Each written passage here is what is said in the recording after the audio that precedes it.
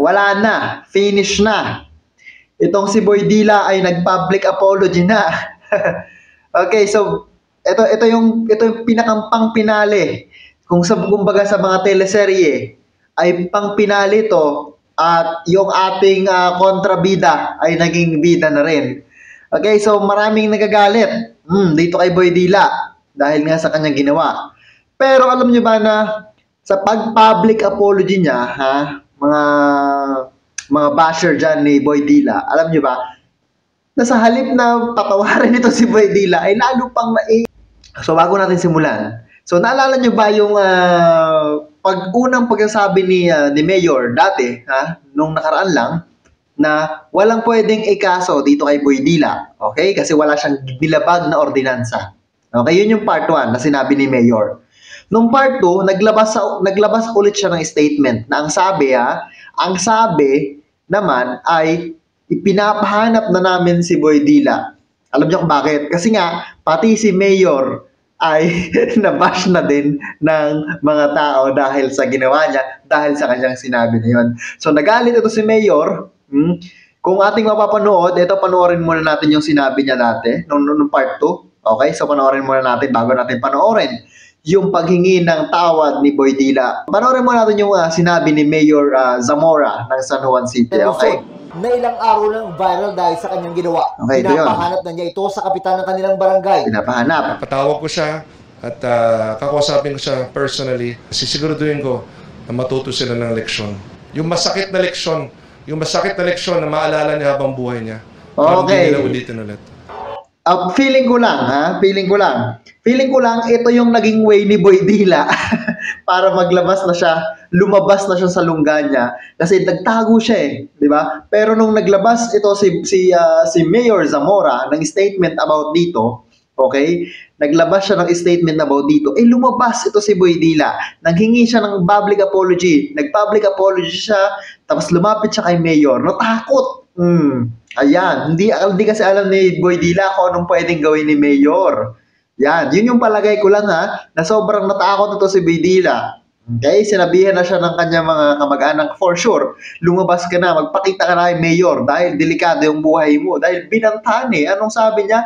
Makakatikim siya ng sakit na hindi niya malilimutan sa buong buhay niya. Okay? So, ngayon, nag-public apology siya. Okay? So, etong video na to, ngayon lang. Okay? As in new update.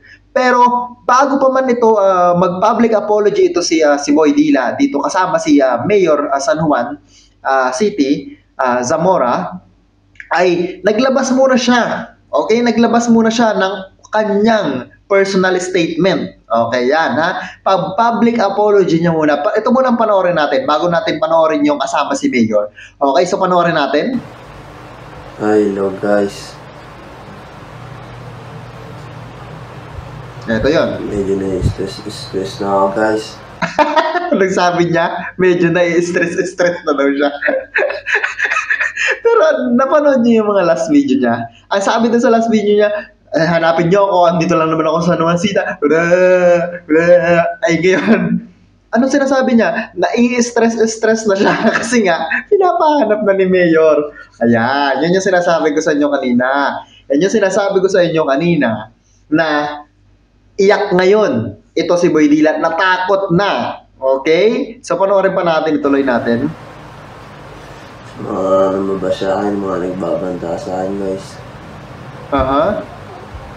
Hinahanap ko si Manong Rider para matapos na yung problema. Tapos ngayon na alam niya si Manong Rider. Tuloy natin. Napatawad pala sa'yo, Manong Rider, sa nabasa. Ito yung panawagan niya doon kay Manong Rider na nabasa niya. Okay? Ito panawagan niya. Panoorin natin, pakinggan natin mabuti. Ako po ang hihingi ng paumin sa inyo. Gusto po kayo makamit. Tumingin ng tawad sa inyo sa personal. Nagawa ako. Tawarin niyo po ako. Ayan na. Ito na yung sabi niya. Doon siya, una niyang hiningan tawad ay yung kanyang naargabyado. Si Manong Driver daw. Gusto niya daw ma-meet personal at makahingi ng tawad.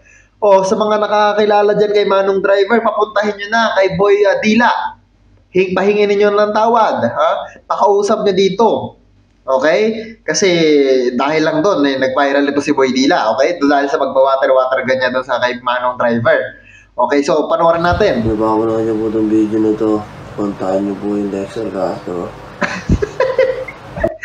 Makikita niyo sa video. Natatawa na lang ako dito kay Lexter Castro. Ano, ang yabang-yabang doon sa mga nakaraan niyang video, sa pag-post niya, sa paglabas niya ng mga opinion niya. Di ba? May patawa-tawa pa siya, padila-dila pa siya. Pero ngayon, anong nangyari? Bakit ngayon parang paiyak ka na? Pag may pag-meet po ako sa inyo. Si Mayor lang pala katapat mo eh. Kasi ako na-stress sa mga nagbabanta sa akin. Hindi ko na rin po talaga kaya. Hindi ko na alam. Hindi na daw niya kaya yung dami nagbabanta. Hindi mo talaga kakayanan ng stress niya kapag ikaw yung pinakang topic. Alam niyo, sa buong Pilipinas siya yung topic. Ewan ko lang, kung hindi nga ma-stress siya, marindi yan sa sinasabi ng tao. Diba? Ito nga si Tito Mars, kung napanood niyo, singit ko lang ha. Si Tito Mars, siya yung pinakang topic sa buong Pilipinas. Pero anong nangyari? Nag-public apology din siya. Okay? So ito, Gagawin tuloy pa natin. Lagi kong iniisip.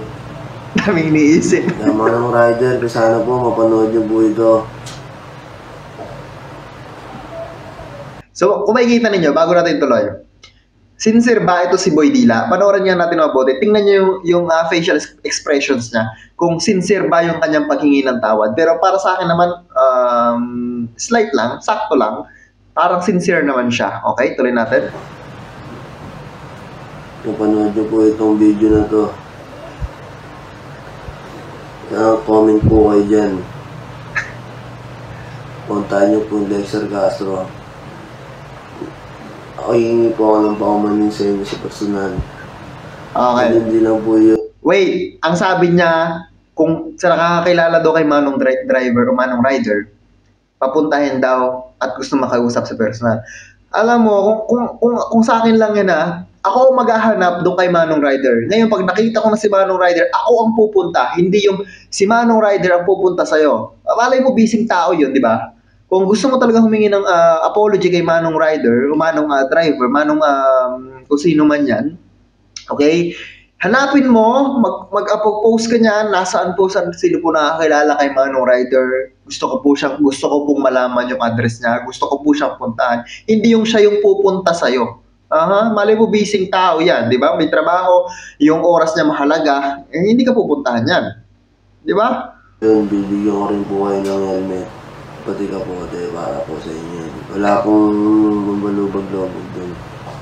Helmet. Buwak patawad po sa inyo. Bibigyan daw ng helmet. Sana po ako Namibigay na siya ng helmet ngayon. I love it. Teka lang. Bakit may magdila? Bakit may magdila? Ito si Boy Dila. Akala ko tapos na. O, ituloy natin. Yan na, wala na talaga ito. Okay. Ngayon, panoorin naman natin yung video kasama si Mayor Zamora. Okay? Tingnan natin kung ano masasabi niya. Okay, let's go. Noong una po, nagpapasensya po ako sa aming mayor na sa nagawa ko po. Dahil po sa akin, sisira pong kasanuan po. Lahat po, humingi po ako ng paumingi sa inyo sa mga... Ito na yung pang malupitan kasi kasama na si Mayor. Sabi ko po sa inyo, lalo na po sa rider, humingi po ako ng tawad po sa inyo at gusto ko po kayong makita. Halos same lang doon sa kanyang sinabi doon sa Facebook niya na in-upload niya, okay? Personally na gusto ko po sa inyo humingi ng paumanhin po. Saka sa mga nagbabanta po. Pero kung makikita ninyo ilan yung kanyang ilan? 1, 2, 3, 4. Ibig sabihin, ang daming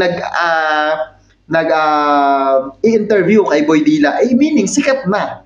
Kung makikita ninyo, 1, 2, 3, 4 media ang nag-i-interview. Bukod pa dyan yung mga cellphone. Andyan yung UNTV.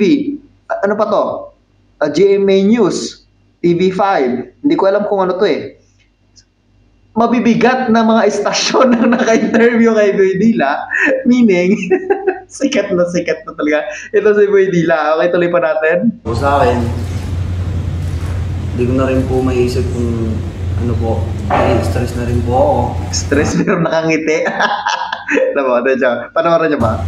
Kung ano-ano na lang din po lumalabas sa pagbabanta sa akin. Okay. Lalo na po sa mga pamilya ko. Pag naman po Seryoso si Mayor Zamora. sana nilang Ayusin mo yung sinasabi mo dyan. Kailangan sincere ka. Kailangan malinis yung pangalan natin. Kailangan malinis yung San Juan City, Manila. Di ba? Yun yung nababasa ninyo. damay. Kung nagalit po sila sa akin, ako na lang po ang ano nila. Huwag nyo nang idama yung San Juan City, Manila.